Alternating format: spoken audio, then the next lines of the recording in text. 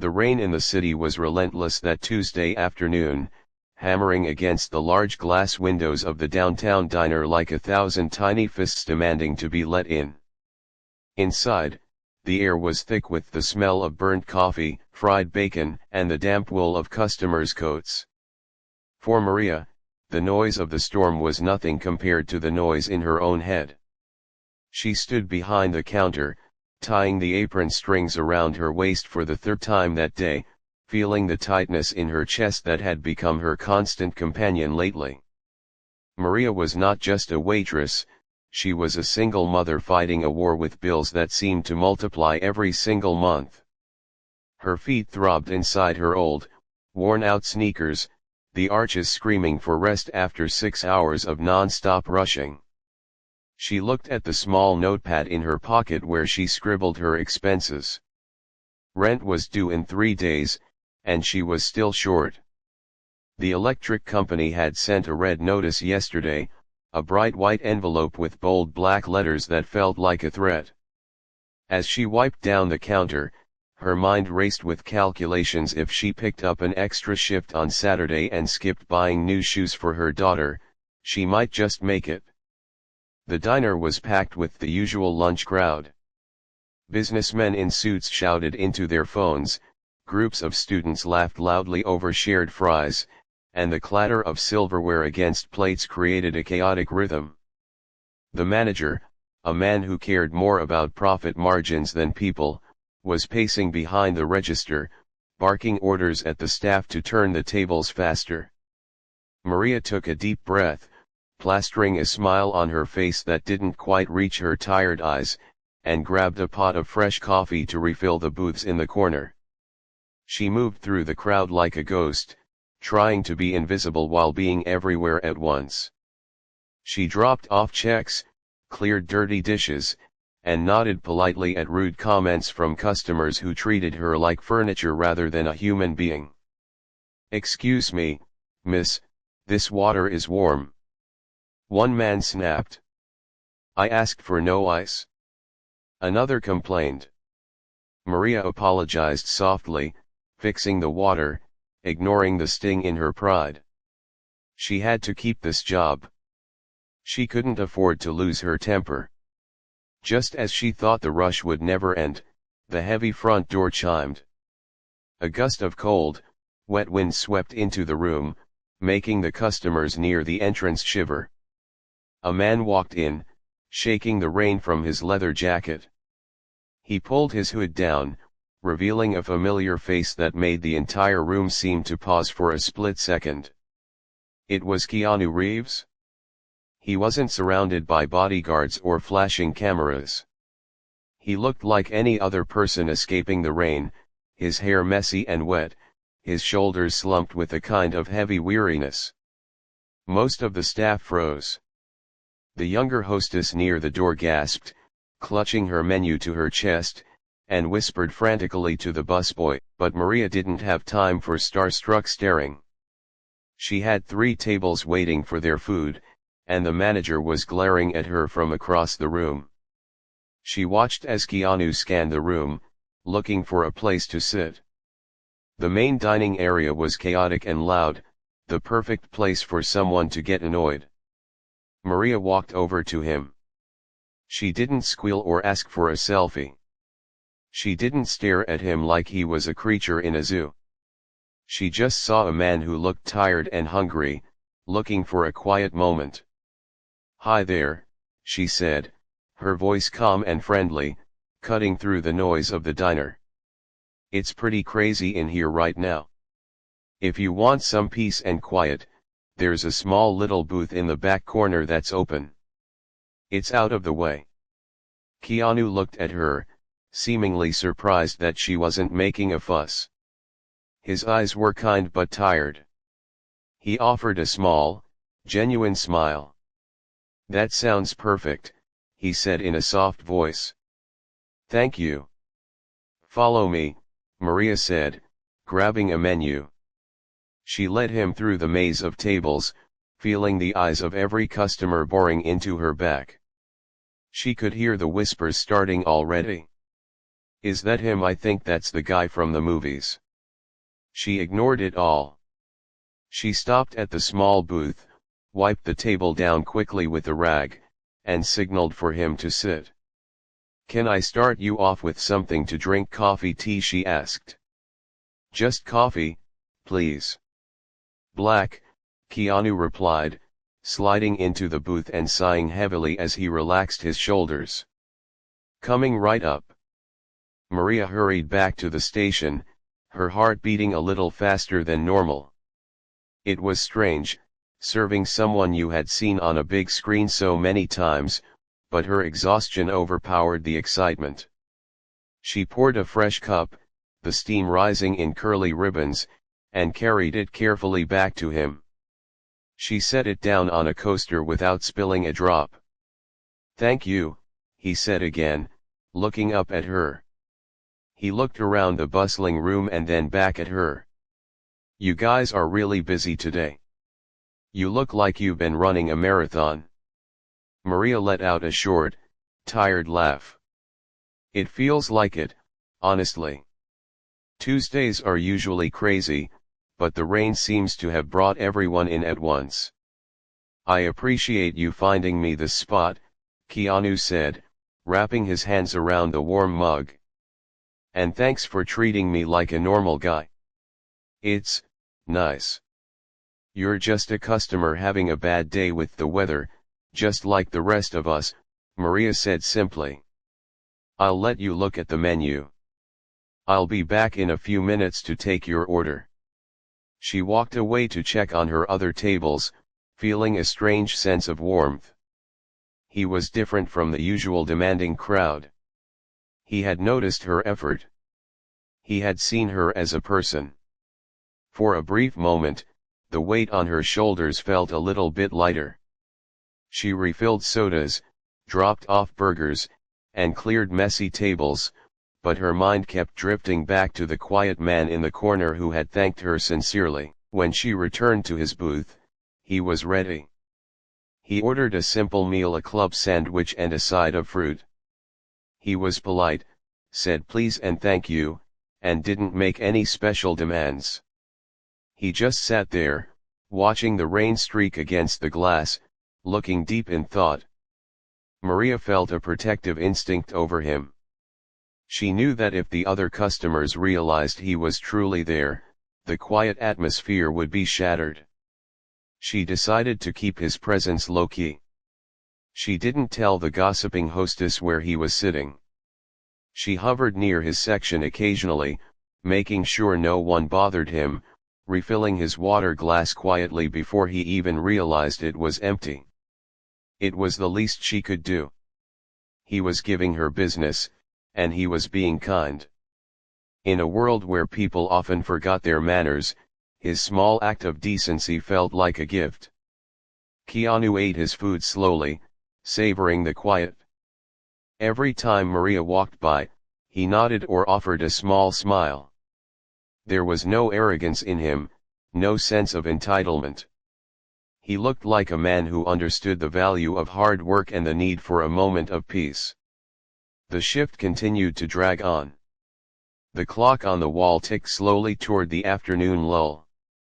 Maria's feet were still throbbing, and the worry about the rent was still sitting in the back of her mind, but the interaction with the movie star had given her a tiny spark of energy. It was nice to be appreciated. It was nice to know that her hard work, even when she was exhausted, was noticed by someone. She cleared his plate when he was finished. Everything okay with the sandwich? She asked. It was great, thank you, Keanu said. You're really good at your job. You make a hard day look easy. Maria blushed slightly, looking down at her notepad. That's very kind of you to say. It's just one of those days where you keep moving until you can't anymore. I hear that, he said softly. He reached for his wallet. Can I get the check? Sure thing. Maria walked away to print the bill, feeling a bit of a spring in her step despite her aching legs. She didn't know it yet, but this ordinary interaction, This simple exchange of kindness between a tired waitress and a quiet celebrity was about to take a turn that would shake her entire world. But for now, as she walked back to the booth with the small slip of paper, everything seemed normal. The rain was still falling, the diner was still noisy, and she was just Maria, trying to get through her shift. Keanu Reeves placed the cash on the table, covering the bill and leaving a tip that was far more generous than Maria was used to seeing. He gave her one last nod, a silent acknowledgement of the shared chaos of the afternoon, and stood up to leave. Maria watched him go, feeling a small glow of satisfaction.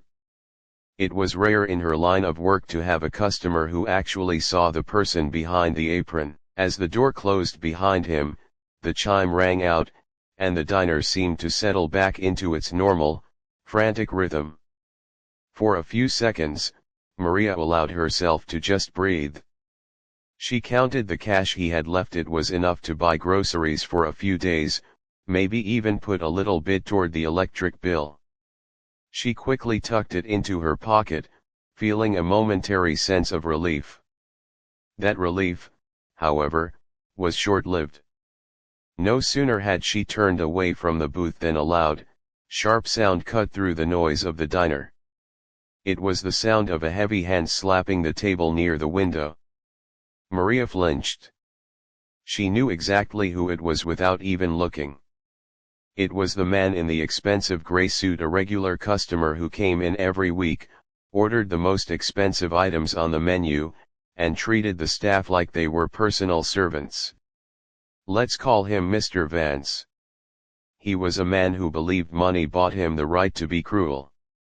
Maria straightened her uniform, pasted her customer service smile back on her face, and walked over to his booth. "Is everything all right, sir? Can I get you anything else?" she asked, keeping her voice level even though her heart was starting to beat faster. Mr. Vance didn't look up at her. He was wiping his mouth with a napkin, his face twisted in a sneer. "All right," he snapped, finally looking her in the eye. "No, it is not all right. I have been sitting here for 20 minutes waiting for my check, while you were over there gossiping with your celebrity friend." Maria blinked, confused. "I'm sorry, sir. I was just taking his order and bringing his food. I didn't mean to keep you waiting." "I don't care what you meant," Mr. Vance said, his voice rising loud enough that the tables around him turned to look. "I come here to do business, to have a quiet meal. I am a valued customer.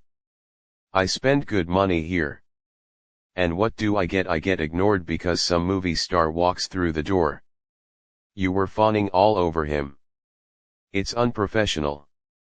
Maria felt the heat rise in her cheeks. The humiliation burned in her chest. "I wasn't fawning, sir. I was just doing my job. He was a customer like anyone else." "You're lying," he spat. "I saw you. You gave him the best seat, you refilled his coffee 5 times, and you left me sitting here with an empty glass." He threw his napkin onto the table. "This is unacceptable. I want to speak to whoever is in charge. Right now." Before Maria could say another word, the manager appeared from behind the counter. He was a thin, nervous man who always seemed to be sweating, and his eyes widened when he saw Mr. Vance's angry face and heard the commotion. The manager valued customers like Mr. Vance above all else because they ordered big meals and never complained about the prices. To the manager, Mr. Vance was the backbone of the business, not the hard-working staff.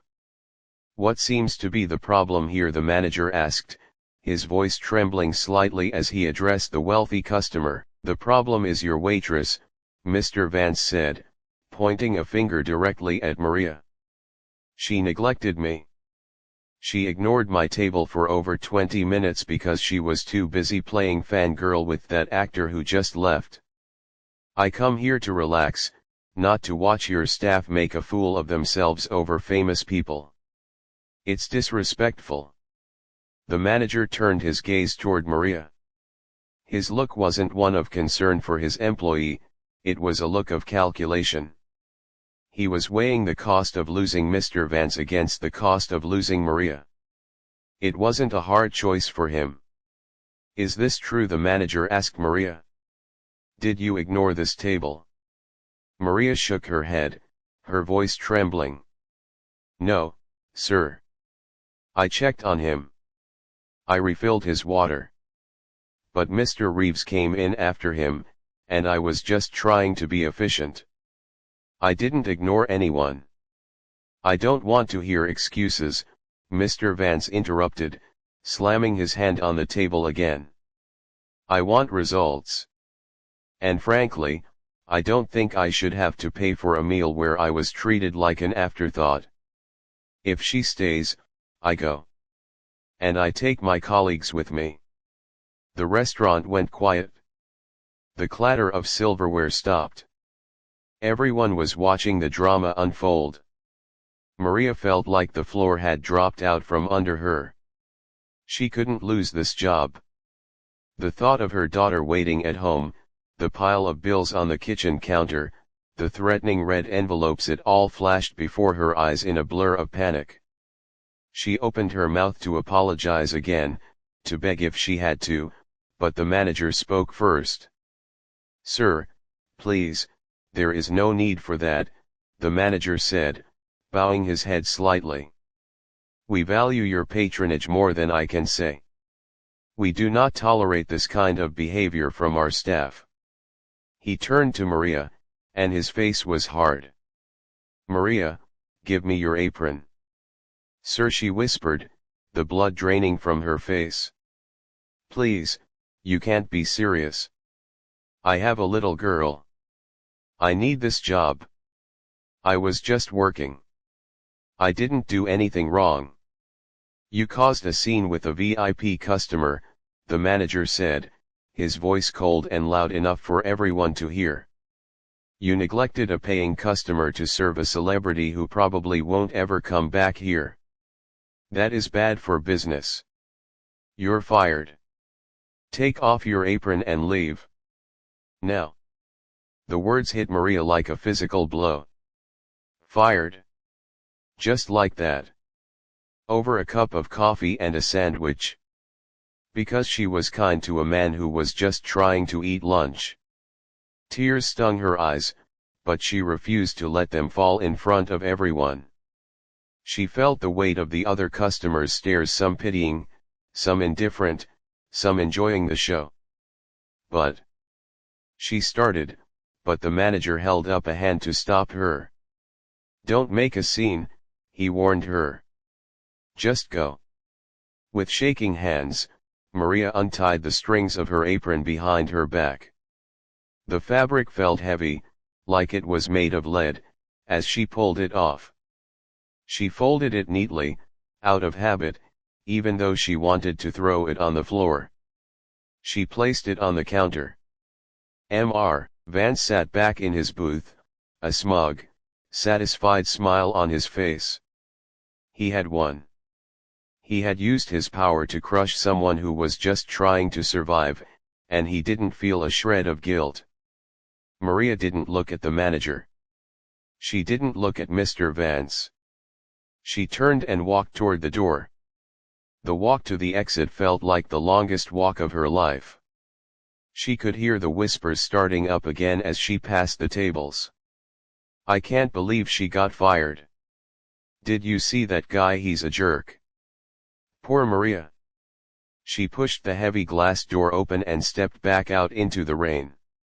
The cold air hit her face, shocking her system, but it didn't cool down the burning shame in her chest. She stood on the sidewalk for a moment, feeling lost. The city noise, honking cars, sirens, people rushing by was overwhelming. She looked down at her shoes, the same old sneakers that hurt her feet. She wasn't a waitress anymore. She was unemployed. The reality of her situation crashed down on her. How was she going to pay the rent now? How was she going to feed her daughter? The tip Keanu Reeves had left her was still in her pocket, burning a hole. It was generous, but it wasn't enough. It was just a drop of water in a bucket that was leaking faster than she could fill it. She leaned against the brick wall of the building, burying her face in her hands. The tears finally came, hot and fast, mixing with the cold rain on her cheeks. It wasn't fair. She had done her job. She had been polite. She had been kind. And kindness had cost her everything. The world felt cruel and unyielding, a place where people like Mr. Vance won and people like Maria just scraped by until they slipped. She wiped her eyes, trying to pull herself together. She couldn't go home like this. She couldn't let her daughter see her broken. She needed a plan, but her mind was blank. All she could think about was the injustice of it. The manager had chosen a bully over a loyal worker. It was a punch in the gut that left her winded. As she stood there, shivering in the wind, she heard a familiar voice nearby. It was soft, polite, and concerned. "Hey, are you okay?" Maria froze. She knew that voice. She slowly lowered her hands and looked up. Standing a few feet away, under the small overhang of the building to stay dry, was Keanu Reeves. He hadn't left yet. He was standing there, holding his helmet, looking at her with a look of genuine worry. He was still there, and he had seen everything. For a moment, the only sound between them was the heavy drumming of the rain hitting the pavement and the roar of a taxi splashing through a puddle on the street. Maria felt like she wanted the ground to open up and swallow her whole. She quickly turned her face away, wiping her eyes with the sleeve of her shirt, trying to hide the tears that were falling faster now. It was humiliating enough to be fired in front of a room full of strangers, but to be seen crying by the very person who was accidentally the cause of it, that was almost too much to bear. She felt a deep sense of shame, not because she lost her job, but because she didn't want Keanu Reeves to feel guilty. She didn't want him to think that being kind to her had ruined her life. "I'm fine," she choked out, her voice thick and unsteady. She took a step back, putting more distance between herself and the movie star. She tried to force a smile, but it came out as a grimace. "Really, I'm fine. Please, don't worry about it. You should go. You'll get soaked." Keanu didn't move. He ignored the rain that was starting to blow onto the sidewalk under the awning. He looked at her, really looked at her, his eyes soft and filled with a concern that seemed to pierce right through her defenses. He wasn't looking at her like a celebrity looking at a fan, he was looking at her like a human being looking at another human being in pain. "You're not fine," he said gently. He took a step closer, closing the gap she had tried to create. "I heard shouting inside. I saw the manager point at the door. Did that happen because of me?" Maria let out a shaky breath. She couldn't lie to him, not when he was standing there in the rain looking at her with such kindness. She looked down at her hands, which were clenched together to stop them from shaking. "It wasn't your fault," she said, her voice barely a whisper over the noise of the city. "That customer, Mr. Vance. He got angry. He said I was ignoring him to serve you. The manager, he listens to the people with money. He fired me on the spot." Keanu's expression darkened. His jaw tightened, and a frown creased his forehead. He shook his head slowly. "That doesn't make any sense.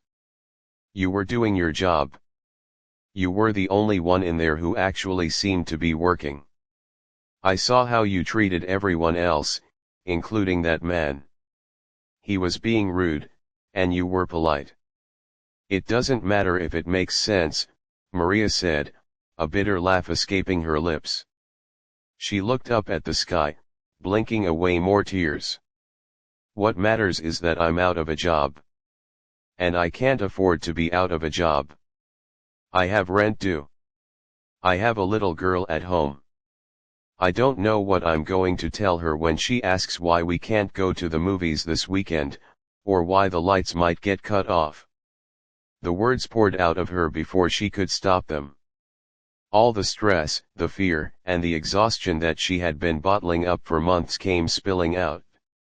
She wasn't complaining to a celebrity anymore, she was just a mother pouring her heart out to a stranger who happened to be listening. Keanu listened. He didn't interrupt, he didn't look at his phone, and he didn't try to offer empty platitudes. He stood there, getting wetter by the second, giving her his full attention. When she finished, he didn't brush her off. He let out a long, heavy sigh. "That is incredibly unfair," he said, his voice low and serious. "I saw how hard you were working in there, running back and forth, dealing with people who were treating you like you weren't even there. You have dignity, Maria. You shouldn't have been treated like that by your boss or that customer." He said her name as if he had known her for years. It was strange, but hearing him say it made her feel seen in a way she hadn't felt in a long time.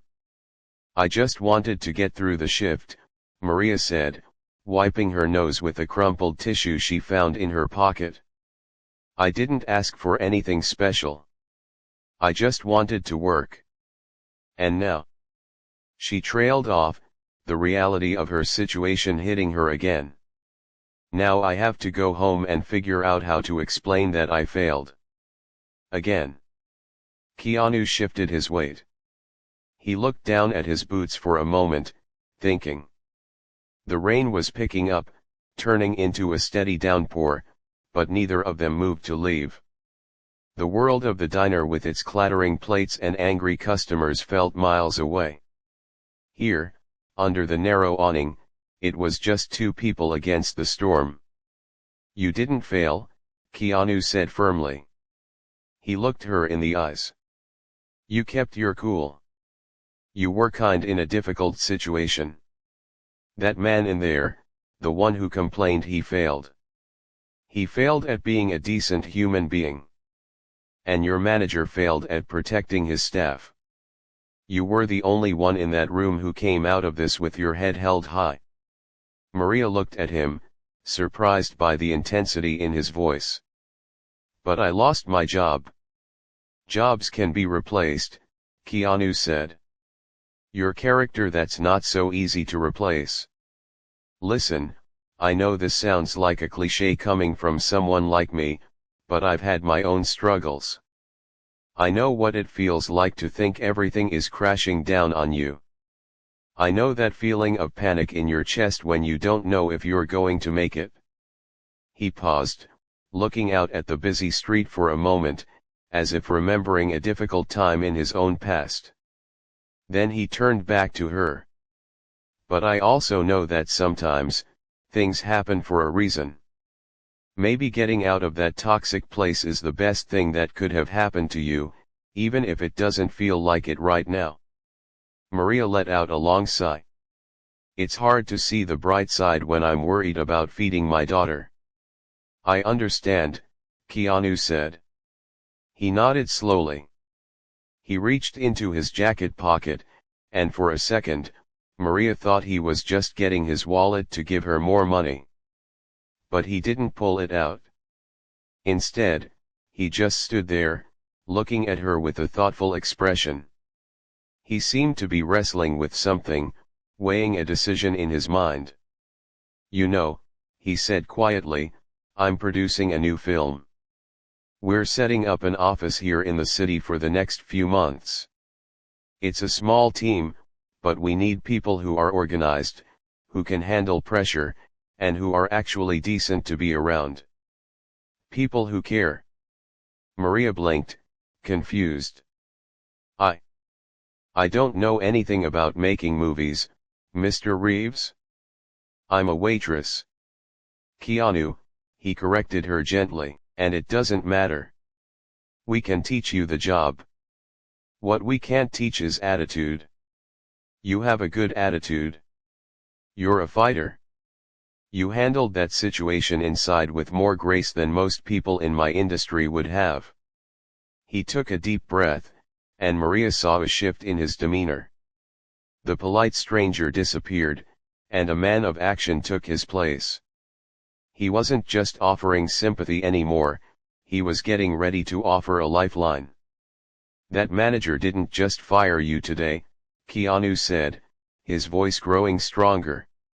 He did me a favor, actually. He helped me find someone who actually deserves a break. And I'm not the kind of person who walks away when I see an injustice happen right in front of me, especially one I accidentally caused. Maria's heart began to race. She couldn't believe what she was hearing. Was he actually suggesting what she thought he was suggesting? It felt like a dream, or maybe a prank show. But looking into his eyes, she didn't see a prankster. She saw sincerity. You don't have to do anything, Maria said quickly, feeling panic rise again. You already gave me a great tip. Please, don't feel obligated. I couldn't ask you for. I'm offering, he interrupted her, but not unkindly. He smiled, a warm, reassuring smile that reached his eyes. And I don't offer things I don't want to give. But I need to make a call first. Do you have a minute? Maria looked around the empty street, then back at him. She had nowhere else to go. She had no job to rush back to. I have all the time in the world now, she said softly. Good, Keanu said. He pulled his phone out of his pocket. Stand right there. Don't go anywhere. We're going to fix this. Or at least, we're going to start fixing it. As he dialed a number, Maria felt a strange sensation in her chest. For the first time in hours, the crushing weight of despair lifted just a fraction. It wasn't fixed, she was still unemployed, and the rent was still due, but she wasn't alone in the rain anymore. Someone was fighting in her corner. And that someone happened to be one of the most famous people on the planet. She watched him speak into the phone, his voice calm and authoritative, and she allowed herself to hope, just a little bit, that her life was about to change forever. Keanu pressed the phone to his ear, turning his shoulder slightly against the wind to block the noise of the traffic. Maria stood there, shivering in her thin shirt, clutching her arms around herself as she watched him. It felt surreal. Just 10 minutes ago, she was worrying about refilling coffee cups and dodging her angry boss. Now, she was standing under an awning with a movie star while he made a call on her behalf. She kept expecting herself to wake up, to hear the alarm clock buzzing, to realize this was just a cruel dream born of her stress. Chloe, hey, it's Keanu, he said into the phone. His voice was calm, but there was an authority to it that made Maria stand up straighter. Yeah, I know I'm supposed to be on set in an hour. I need a huge favor. Are we still looking for someone to handle the front desk coordination for the charity project, the one we talked about yesterday? Maria's heart skipped a beat. Charity project front desk. Keanu listened for a moment, nodding his head. Right. Good. I found someone. Actually, she found me. Look, I don't have a resume to send you right now, but trust me, she's perfect. She just got fired from the diner down the street because she was polite to me. He paused, his face hardening as he listened to the reaction on the other end. No, I'm not kidding. Some rich guy complained, and the manager sacked her on the spot. He looked at Maria, his eyes softening. She's tough, Chloe. She handled a rush hour single-handedly with a smile on her face while dealing with some of the rudest customers I've ever seen. She has more patience in her little finger than most of my crew has in their whole bodies. I need you to clear a spot for her. Starting tomorrow. No, start the paperwork today. Maria felt her knees go weak. She wanted to interrupt, to tell him to stop, that this was too much. But the words stuck in her throat. She was frozen, mesmerized by the fact that he was using his influence not to get a table at a club or skip a line, but to save a stranger's livelihood. Great, Keanu said into the phone. I'm going to give her the address. Can you make sure security knows she's coming? Thanks, Chloe. You're the best. He hung up the phone and slid it back into his pocket. He let out a long breath and turned to face Maria. Okay, he said, rubbing his hands together.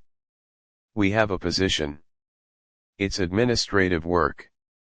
Answering phones, organizing schedules, making sure people have coffee and don't lose their minds. It's chaotic, but I think you'll like the people. Maria stared at him, her mouth slightly open. I don't understand. You don't even know me. I could be terrible at that job. I've never worked in an office before. I know enough, Keanu said firmly. I know that you kept your cool when that man was screaming at you. I know that you treated me with respect when you could have just tried to get a selfie to sell to a tabloid. And I know that anyone who works that hard for a boss who doesn't appreciate them deserves a chance to work somewhere where they actually matter. He reached into his jacket pocket again. This time, he pulled out a thick envelope. It wasn't just a tip, it looked like a substantial amount of cash. He held it out to her. Maria looked at the envelope, then at his face, and instinctively took a step back. Mr. Reeves. Keanu, I can't take that. You already gave me a tip. The job is enough. I can't take your money, too. It feels wrong. It's not charity, Maria, he said, stepping closer and gently pressing the envelope into her hand. His grip was warm and strong. Think of it as an advance. Most jobs take 2 weeks to pay you. You have rent due in 3 days. This bridges the gap. You need to eat. You need to keep the lights on for your daughter. Take it. The weight of the envelope in her hand was heavy, grounding her. She looked down at it, tears blurring her vision again. It wasn't just money, it was survival. It was the difference between a happy home and a crisis. But her pride still fought back. Why, she whispered, looking up at him. Why do you care? I'm just a waitress. Keanu sighed, looking out at the rainy street. For a moment, he looked incredibly tired, not like a superstar, but like a man who had seen his own share of hard times. Because I've been there, he said softly. I haven't always lived in big houses. I've worked construction. I've worked in a pasta kitchen. I've slept on park benches when I didn't have a place to go. I know what it feels like to be one bad day away from losing everything. He turned back to her, his gaze intense. When I was struggling, people helped me. Not because I was special, but because they were kind. I made a promise to myself that if I ever got the chance to pull someone up, I would do it. Today, I saw someone who needed a hand. I'm just keeping that promise. Maria gripped the envelope tight. She felt a rush of emotion so strong it nearly knocked her over. It wasn't just about the money or the job. It was about being seen. For so long, she had felt invisible, just a background character in everyone else's life. But Keanu Reeves, a man who had the world at his feet, had stopped to look at her. He had seen her struggle, and he had decided to do something about it. "Thank you," she choked out, the words barely audible. "I don't know how I'll ever repay you." "You don't need to repay me," Keanu said, shaking his head. "Just do the job well. Be kind to the people you work with. That's all I ask." He reached into his other pocket and pulled out a small, leather-bound notebook. He scribbled something on a page, tore it out, and handed it to her. It was an address in the upscale part of the city. "Be there tomorrow morning at 8 a.m. Ask for Chloe. Tell her Keanu sent you. Don't be late," he added with a small smirk.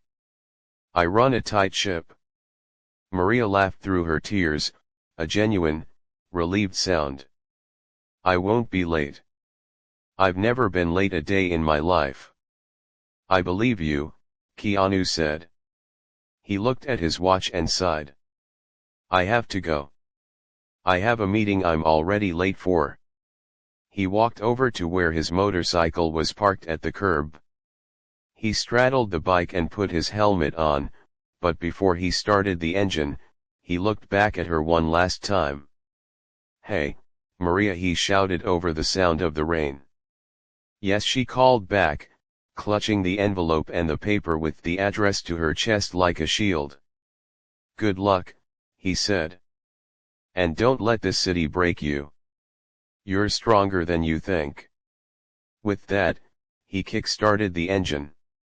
The bike roared to life, cutting through the damp air. Maria watched as he pulled out into the traffic, the red tail light glowing in the gray mist.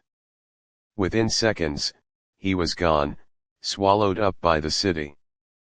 But Maria didn't feel empty anymore. She stood alone on the sidewalk, the rain still pouring down, but she didn't feel the cold. She looked down at the envelope in her hand. It was thick enough to cover the rent. She looked at the address in her hand. It was a ticket to a new future. She took a deep breath, filling her lungs with the wet, fresh air. The panic that had been suffocating her for hours was gone, replaced by a burning sense of determination. She wasn't just a fired waitress anymore. She was a woman with a job, a plan, and the memory of a kindness that had saved her life. She turned and began walking toward the bus stop. She didn't walk with her head down this time. She walked with her head up, her shoulders back. The rain didn't matter. The bus fare didn't matter. She was going to go home, hug her daughter, pay the bills, and wake up tomorrow ready to start a brand new chapter. The storm had passed, and the sun, even if she couldn't see it yet, was finally starting to rise. The bus ride home felt completely different from the chaotic journey Maria had taken that morning. The rain was still beating against the windows, blurring the city lights into streaks of gold and red, but inside the bus, there was a warm glow that seemed to emanate from Maria herself. She sat near the back, clutching her bag tight against her chest. Inside that bag was the envelope Keanu had given her, along with the scrap of paper with the address that would become her new starting line. Every few minutes, she would touch the bag, just to make sure it was real, just to remind herself that she wasn't dreaming. When she finally walked through the door of her small apartment, the familiar weight of her daily life tried to crash back down on her. The sink was full of dishes from the morning rush, and her daughter was sitting at the small kitchen table, coloring with crayons that were starting to get nubs. But this time, Maria didn't feel the usual spike of anxiety about the mess or the time. "Mommy!" Her daughter cheered, jumping up from her chair to hug Maria's legs. "Hey, baby," Maria said, scooping her up. She held her closer than usual, breathing in the scent of her shampoo. For a long time, she had been hugging her daughter with a hidden fear, the fear that she wasn't providing enough, the fear that the roof over their heads wasn't secure. But tonight, that fear was gone. She put her daughter down and went straight to the kitchen table. She pulled out her laptop. The screen cracked slightly from when she had dropped it months ago. She opened the banking app and stared at the balance. It was dangerously low. Then, she took the cash out of the envelope. It was more than she had made in 2 weeks at the diner. With hands that were steady now, she began to pay the bills. She clicked pay on the rent. She clicked pay on the electricity. She paid off the small credit card balance that had been haunting her. With each click, she felt a physical weight lifting off her shoulders. The red notices that used to mock her from the kitchen counter were now just pieces of paper. She could breathe again. After the bills were paid, there was even enough left over to order a pizza, the good kind with extra cheese and a little bit to set aside for the new shoes she had been promising her daughter. The next morning, the sun was actually shining for a change. Maria woke up before her alarm, not with a knot of dread in her stomach, but with a flutter of nervous excitement. She stood in front of her mirror for a long time. She didn't have to put on the greasy, stained uniform that smelled like fried food. Instead, she chose a simple blouse and a pair of slacks she hadn't worn in years because she didn't want to ruin them at the diner. She looked professional. She looked like someone who deserved respect. Taking the scrap of paper with the address, she set off toward the downtown district. The building was much nicer than she expected. It was a modern brick building with large glass doors and a security guard at the front. For a second, she felt intimidated.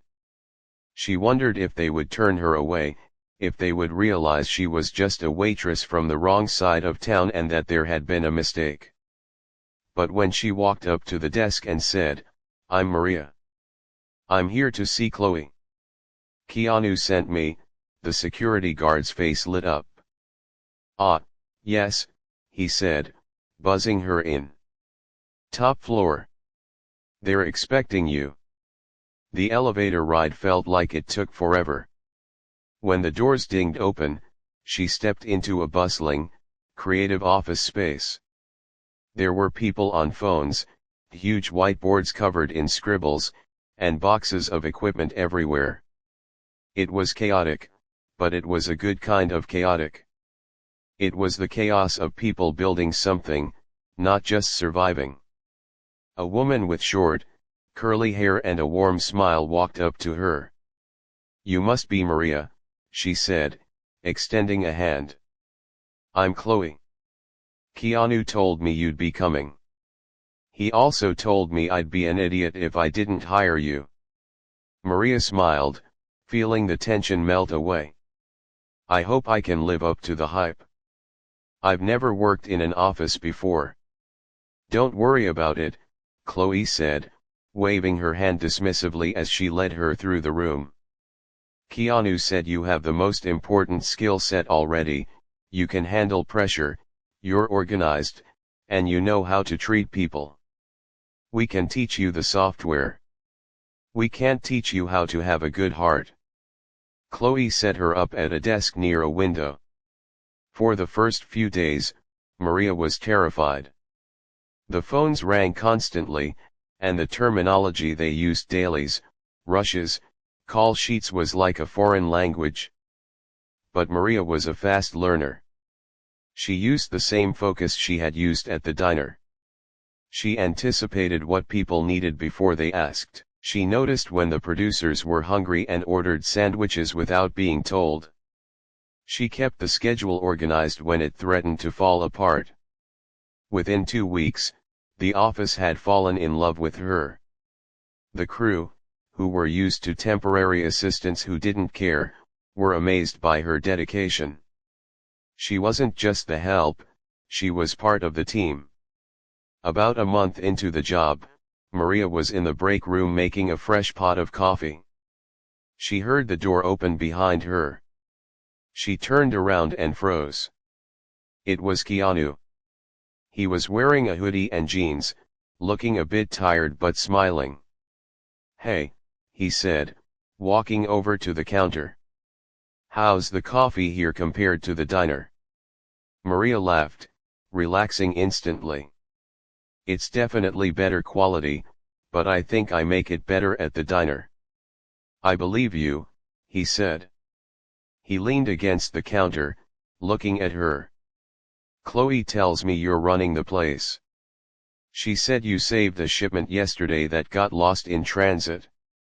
"I just made a few phone calls," Maria said, feeling her cheeks heat up. "It was nothing." "It wasn't nothing," Keanu said seriously. "I wanted to check in. Are you happy? Is the rent paid?" "The rent is paid," Maria said, her voice full of gratitude. "And I'm very happy. My daughter is happy, too. She thinks I'm a movie star now because I work in a fancy building." Keanu smiled, that genuine, crinkly-eyed smile that made him famous. "You're the star, Maria. You're the one doing the work. I just opened the door." He poured himself a cup of the coffee she had just made. "You know, that day in the rain. I hated seeing you treated like that. But looking at you now, I think that manager did you a favor. You were too big for that place." Maria looked out the window at the city skyline. She thought about the angry customer, Mr. Vance, and the cruel manager. For weeks, she had been angry at them. But looking back, she realized they were just small people stuck in small lives. They hadn't broken her, they had pushed her towards something better. If Mr. Vance hadn't complained, she would still be running back and forth in that greasy diner, counting pennies, wondering if she would ever make it. "You're right," Maria said softly. "I was stuck. But I'm not anymore." Keanu took a sip of his coffee. "Well, I'm glad. Keep doing what you're doing. And if you ever need anything, you know where to find me." He gave her a small salute with his coffee cup and walked out of the break room, leaving Maria alone with her thoughts. She stood there for a moment, listening to the hum of the office outside. She heard phones ringing and people laughing and the sound of productivity. It was the sound of stability. It was the sound of a future. She realized that life wasn't about avoiding the bad days, it was about how you survived them. She had survived with her dignity intact, and kindness, both hers and Keanu's, had paved the way. Maria picked up her own cup and walked back to her desk. She had a schedule to finalize and emails to answer. She wasn't just a waitress who got fired anymore. She was Maria, the office manager, the provider, the survivor. And as she sat down to work, she knew that no matter what challenges came next, she would be ready for them. The storm had passed, and the sun was finally shining on her life.